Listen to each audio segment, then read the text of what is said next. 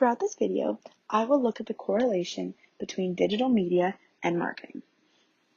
My starting point is 99 University Avenue, Kingston, Ontario, Canada, or better known as Queen's University. When I applied to Queen's, I had little to no direction of what I wanted to do or where I saw my life headed. I applied into Art Sci because I was drawn to the wide range of majors that were available, and I crossed my fingers that I was going to fall in love with one of them. Luckily enough, after my first year at Queen's, I noticed my love for marketing and decided to choose film and media as my major. This direction is important in the progression of my life because it helped me discover a newfound desire. The second location is 2401 Utah Avenue South, Seattle, Washington, USA. This location is important because it is the headquarters of Starbucks. My career goal is to be part of the marketing team for Starbucks. While I am there, I want to implement a natural and organic food division that's aim is to encourage healthy living practices both physically and mentally. I am very interested in mental health and raising awareness to end the stigma surrounding mental illness. Thus, my goal is to market for a food company with the goal in promoting a healthy relationship with food. So why Starbucks?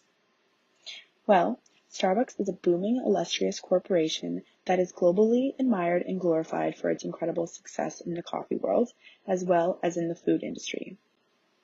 But how did Starbucks become such a critically acclaimed and established brand name? How did it not only become a force to be reckoned with, but a corporation that other competitors look towards to emulate? Coffee has been a dietary staple in various cultures for centuries, so it's unlikely that all of Starbucks' accolades are simply based on their product alone. Thus, rather than the product, it is what the product stands for, where the company derives success.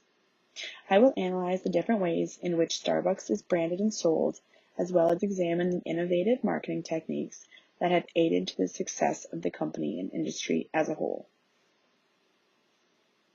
In our consumer and driven capitalistic society, marketing, advertisements, and brand promotion are heavily integrated within our daily lives. We are constantly being presented with ways in which we can improve our current lives in order to attain happiness. Marita Sturken depicts marketing as presenting an image of things to be desired, people to be envied, and life to be as it should be.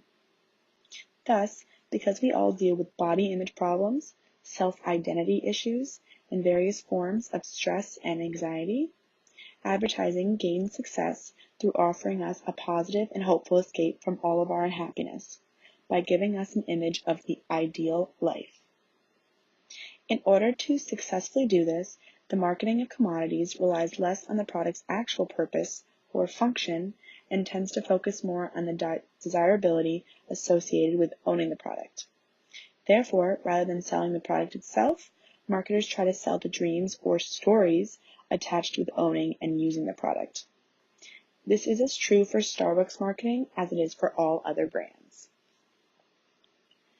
Aside from customizability, the feeling of exclusivity from being a part of the club that many feel while consuming Starbucks coffee has recently become more real than just the previous feeling.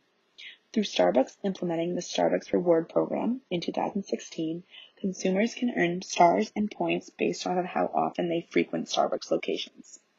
By scanning your virtual Starbucks card from your Starbucks app during purchases, consumers over time can become a gold member and thus obtain food discounts, free drinks, and free refills.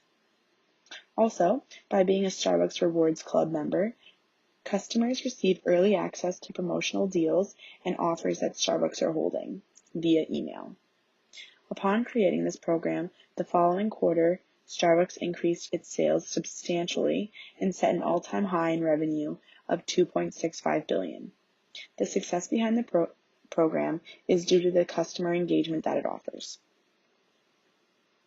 In efforts to gain more consumer-based engagement, Starbucks has created creative and effective social media advertising campaigns such as the #RedCup Challenge and the @TweetACoffee.